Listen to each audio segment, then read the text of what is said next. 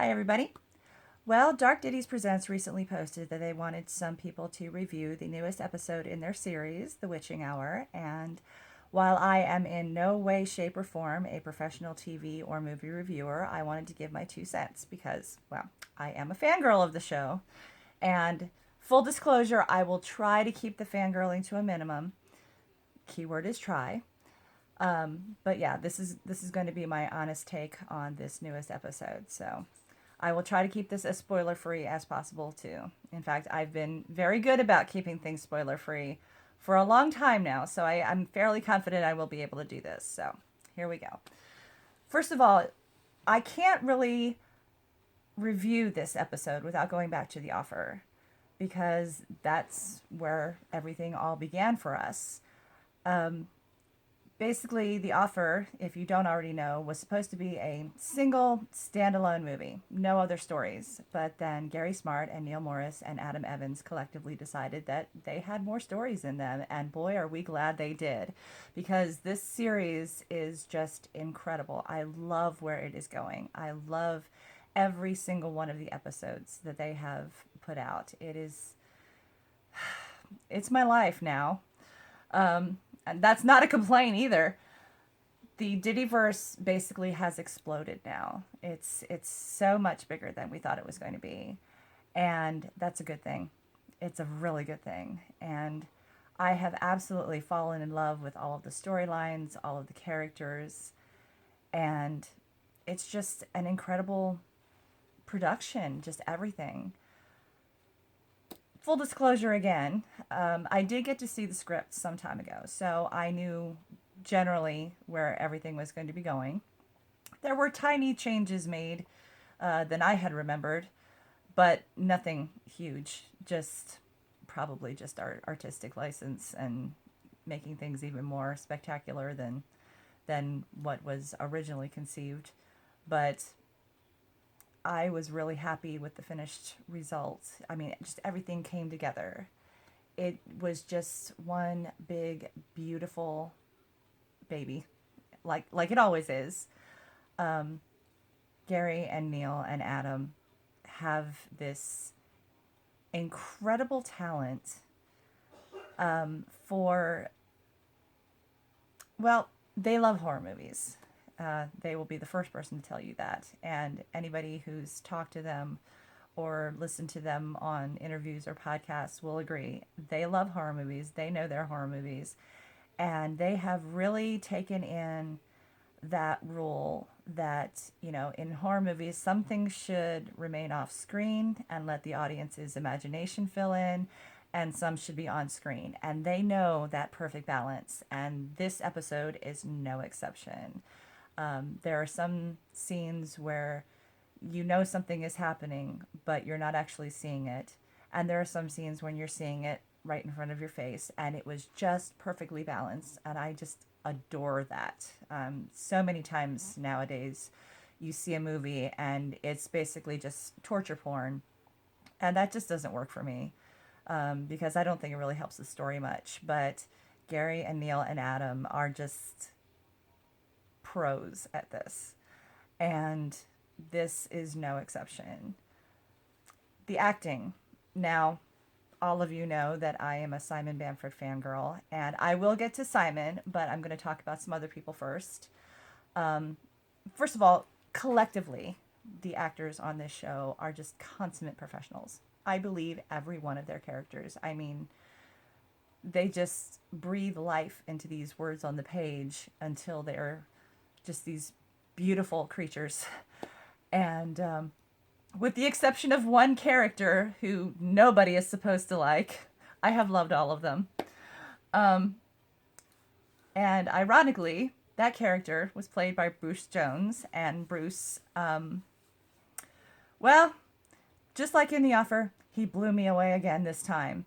So, thank you, Bruce. You are awesome. His character is, well, he's complicated. Um, I'll leave it at that. You you really are going to fall in love with this character and like him and also not like him at the same time. He's not a bad guy, I don't think. At least that's not the way I took him. But he's, well, you know, everybody in Dark Ditties has got some dubious morality, so we'll just leave it at that. There was one scene, and again, I'm not going to get into any spoilers, so I'm going to leave this completely vague, but there was one scene where Bruce Jones and Ian Gelder were talking back and forth, and the acting in that scene was so phenomenal that I was on the verge of tears. And they weren't sad tears. It wasn't a tear-jerking scene or anything. It was just, I was so happy seeing these two characters just completely brought to life. It was like looking at the most beautiful thing you've ever seen in your entire life. And I was just sitting here on my sofa, hugging my Simon pillow, and because you know I would, and I was just getting ready to cry because it was just so beautiful. I just believed them so much, and like I said, this series is getting better and better and better. It was really nice to see some things in scenes expanded more than what I had been expecting, just having read the script. There are some really interesting beginnings and endings. I will leave it at that. Again, I'm trying to keep this as vague as possible. There are some returning fan favorite characters who I will not say, but be prepared to be shocked to see some of your favorites, and or maybe not so favorites. It depends on whether you like good guys or bad guys. But there are some that are coming back.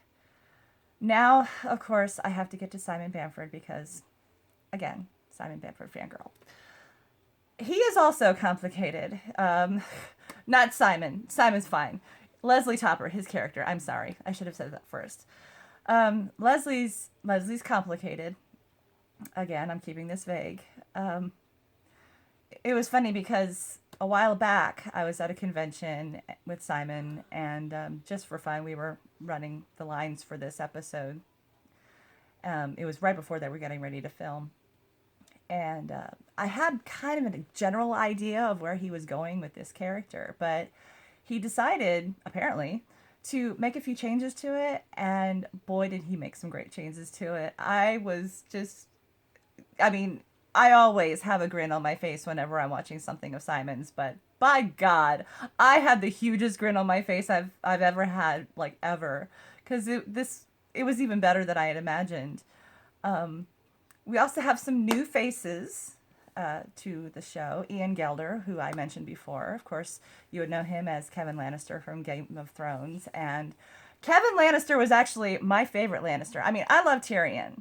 But Kevin Lannister, I loved him because, well, any Lannister that stands up to Cersei is automatically awesome in my book. And that was him. So I was really excited to see him. And he plays this wonderfully over the top kind of, I don't want to give too much away, but he's definitely been in showbiz for a while, his character, and is a little bit jaded by that.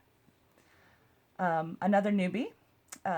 Now, last episode, we got to see Mark Wingett, who is from Quadrophenia, as we all know.